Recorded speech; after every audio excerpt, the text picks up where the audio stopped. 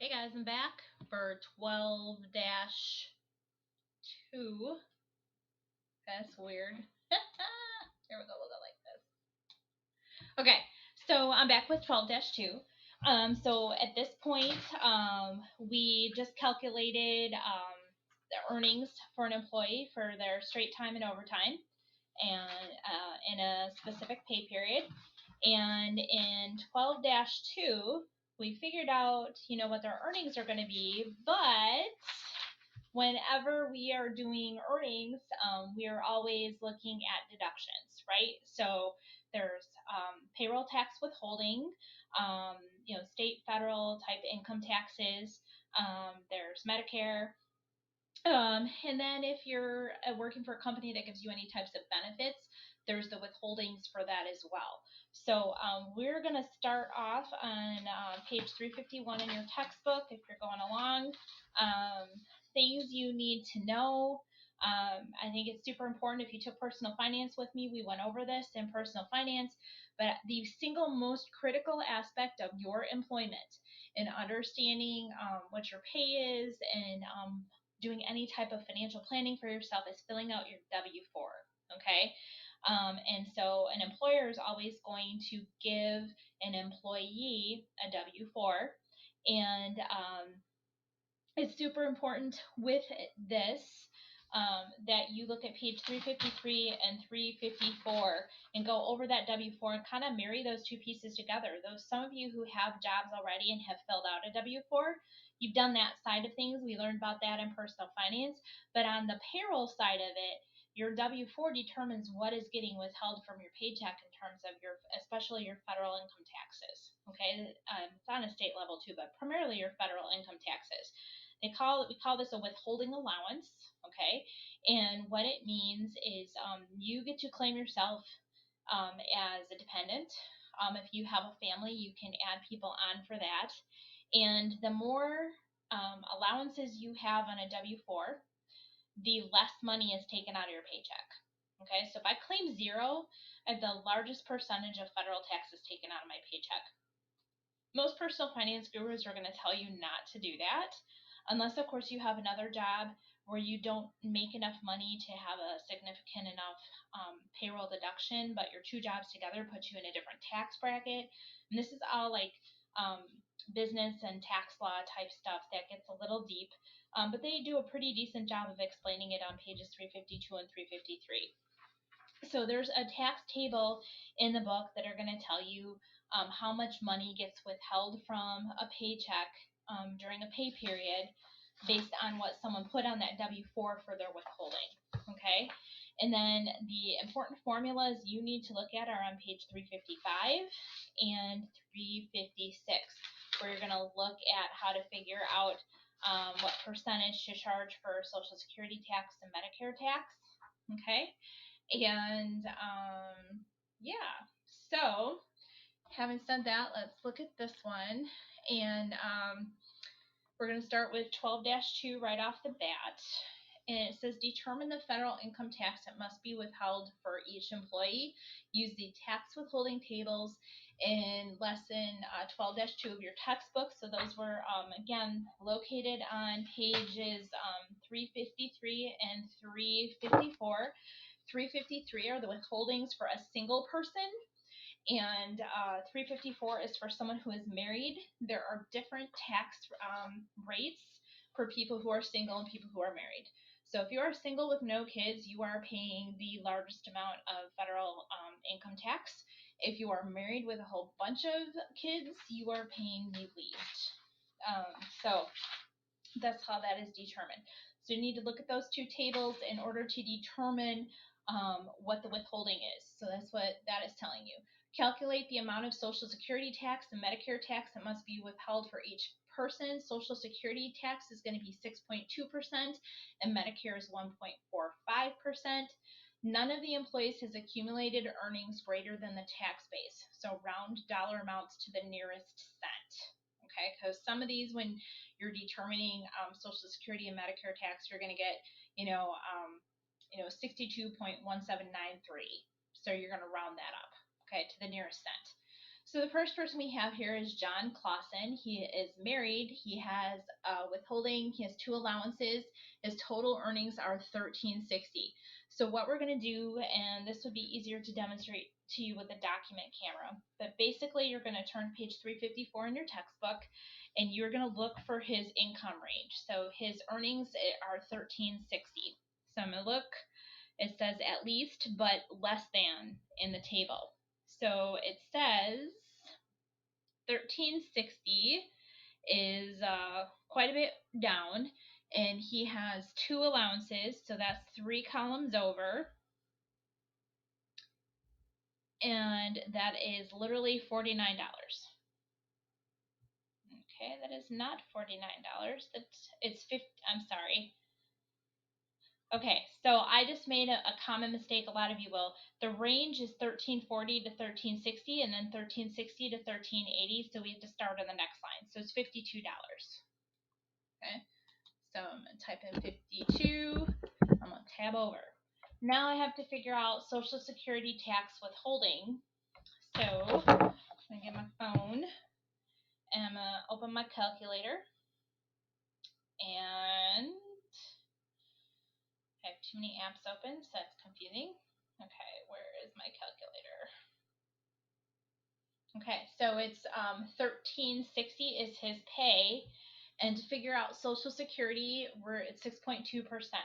So if I look at what this says to do, we're going to take the earnings, which is 1360, and multiply it by 6.2%, which is 0.062, and it is $84.32, right? Yay, it is $84.32. So, oops, $84.32. There we go. So, why did I multiply it by 0.60 or 0.062? Because that is the straight, that's 6.2%. If you've got a funky calculator or you're smarter with calculators than I am, you can do 1360 times 6.2%. I don't know how to do that on my phone, but this is what this looks like. I've got a lot of reflection there, but that's the math. Okay, and so now I need to figure out the Medicare withholding, and again it's 1360 times 0.0, what is it, 0.0145145, and that is 1972. And for whatever reason, that it hid that on me. It's not showing the work this time, but it's $19.72, and that is actually correct. Okay. So once again, I took 1360. I don't know. Well, here, I'll show you. It's at the bottom there. 1360 times 0.0145, and that's again just converting that percent to a real number. Okay, so there's that one. All right. For the next one, we're looking at Janice Edison. She is single and she has 1 withholding, and she has $980 for her income. So we're going to flip back over to the single page, which is on 353.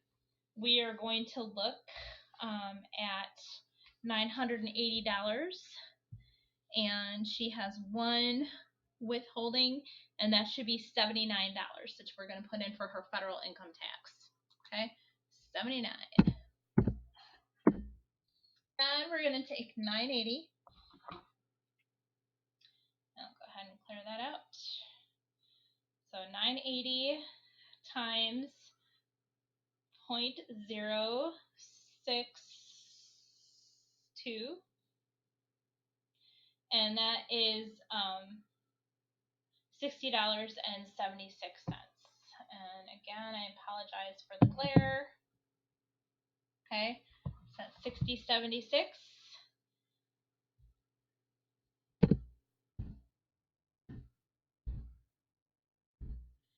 And then we're going to figure out that Medicare withholding, and it's the same process. we're going to take 980 and we're going to multiply that by 0.0145, and we get 1421 for that. If I don't press enter on my phone, you get to see the math. I don't know how well you can see that. There we go, 1421. Okay, and that is correct. So again, it's just, it's a pretty straightforward, simple calculation to determine this stuff. Terry Lambert is married, making $1510. So again, we gotta flip the page over to 354. We're gonna look for that income of $1510. So $1510 is between $1500 and $1520. So we're gonna go over. There's 3. So we're gonna go over to the 3 column, and we're gonna look. You might need a straight edge or something to follow this, but it's $50 for the withholding. Okay. And again, if we take 1510, oops, go away. 1510 times 0.062, we have 9362 in taxes, or in Social Security withholding. So that's 9362. So obviously, the more money we're making, the more, if you're looking at this table so far, the more money you make, the more you pay in Social Security and Medicare taxes. The more money you make, incrementally, it's not quite the same for federal income tax withholding, because that totally depends on how many allowances you have. So, you can't, it's an if-then type statement instead of just a straightforward. So that's how, from a human resources perspective, if someone doesn't understand the withholdings in their paychecks, you can explain it to them based on how they filled out their W-4. And, if you have an employee that comes in complaining that they had to pay federal income taxes, then maybe you want to suggest that they claim fewer allowances so that more money is taken out of their paycheck. Okay. If you're a single person, you should always claim one. But it gets more complex when you have a family. So again, back to the Medicare withholding, we've got 1510 times 0.014, right? 5. We have 2189. 2189 for taxes. Is that right? We're going to round that up to 2190 because I got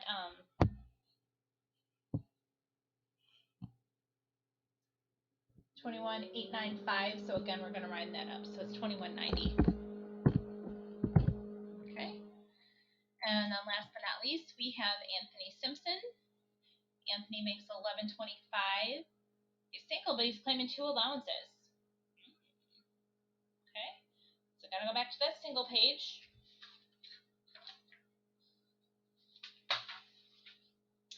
And if we are looking at 1125, need to find that. And I found it. And now I need to go over to 3 allowances, and it should be 1125, 1125. Where you at? So 1, 2, 3. It should be 70. Oh, should be 77. I said 3. He's got 2. It should be $77 for federal income tax. And then our Social Security, again, we're going to take 1125 times 0.062, and that's 6975. I really don't know how to get the glare off of that. I hope you can see that well enough. Okay, so that's 6975.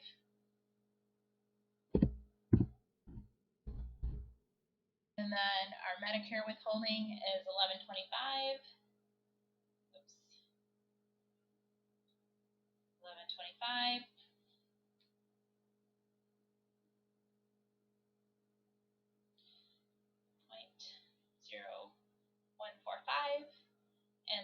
1631.